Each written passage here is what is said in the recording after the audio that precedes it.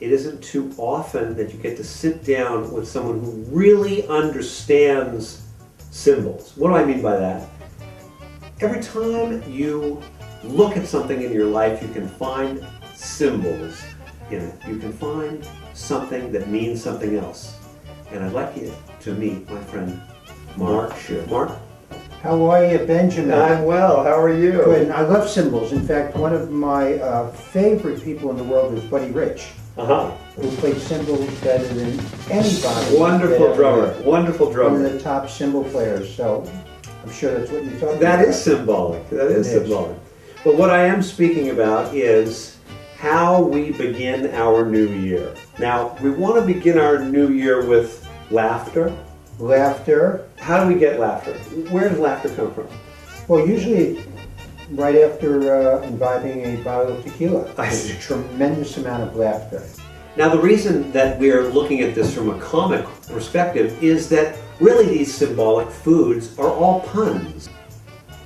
We're going to look at the symbols, the ritual symbols that you have when you ring in the new year. So, on Rosh Hashana, there are symbolic foods that we eat in order to contextualize our year. We get these symbolic foods from the Gemara. Charisas, Tractate 6a, is the Gemara that was written in about 339 of the Common Era. So to begin with, we have the apple and honey for a sweet new year, and the apple is the well-rounded new year. How do you like apples? Apple and honey is one of my favorite dishes in the entire world. And I only have it once a year because to give it that full, when you have it, that special occasion on Rosh Hashana, it really means a lot more if you don't have it like every day of the year. I am a professional dipper. There's a way to dip and you pull it and you don't drag it all along the table. We can the whole thing right in and not lose a drop. So here we have the Fuji, which is developed in Japan. There you are, sir. Okay. Now we want to see this technique. Well, first let me show you what not to do. Okay. That's important. See, you got some of these people that are just very selfish with the dipping. They want to get like all the honey in the bowl, so they go like this, and then it falls all over the place. It's really quite disgusting. So I do the dip. It's all one quick thing. It's one movement. I don't stop to drip. Very good. Right. So it's a quick dip and up. No spillage, no spoilage. It's all there for you. And what do we have here? We have the beets. Beets. We hope that our enemies, shayis dalku, are removed like the beet. My mother used to threaten me with beets. Did she? Yes, she did. She would say, "Get in here right now, or I will beat the heck out of you." Yeah, so this is good. And beets, I love beets. Good. And then we also have the squash, the gourd. Isn't this just gorgeous? By the way, this, and I mean nothing bad, but does this not look like one of the beanies the Pope wears? We have the dates. Now for some of you, having a lot of dates in your coming year is important. And the pun here is tamam, that's the date, she'yitamu, sonenu, that our enemies be consumed. That pun is suggesting that someone would eat our enemies like a date. We hope in the coming year there's no confrontation, that our difficulty is consumed before it ever reaches us. Absolutely. To you. To you. We have a head of cabbage. The whole head. The whole head. We have the leeks and we have the carrots. So each of these symbolic foods has a wish accompanied with it. May it be so. We're contextualizing the new year in a positive way. We want to have a self-fulfilling prophecy for the new year. Yehi ratzon, may it be your will. Sher yibu zechuyuseinu, that our merits increase.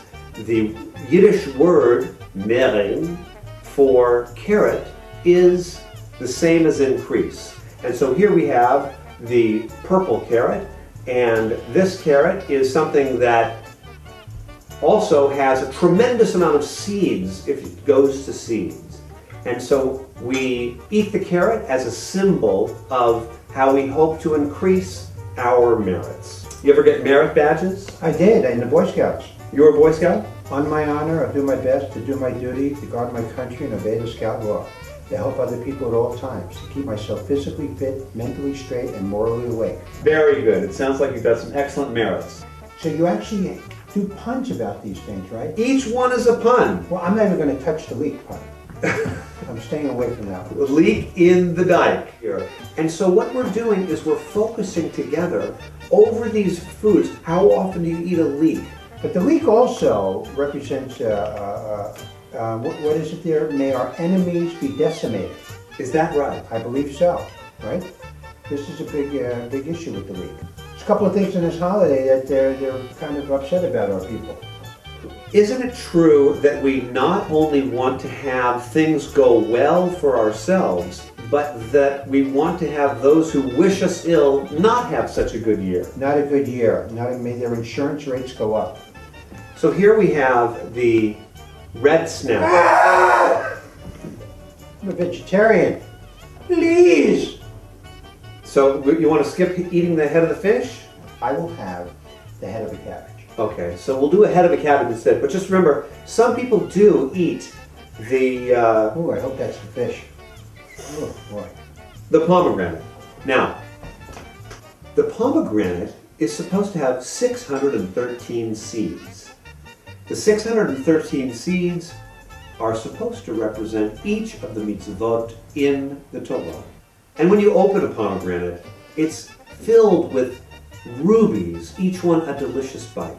So what we have here is a little organic pomegranate juice where we've squeezed 613 seeds into my glass and 613 into your glass. And so we say, Yehi Ratzon, may our good deeds increase like the seeds of the pomegranate.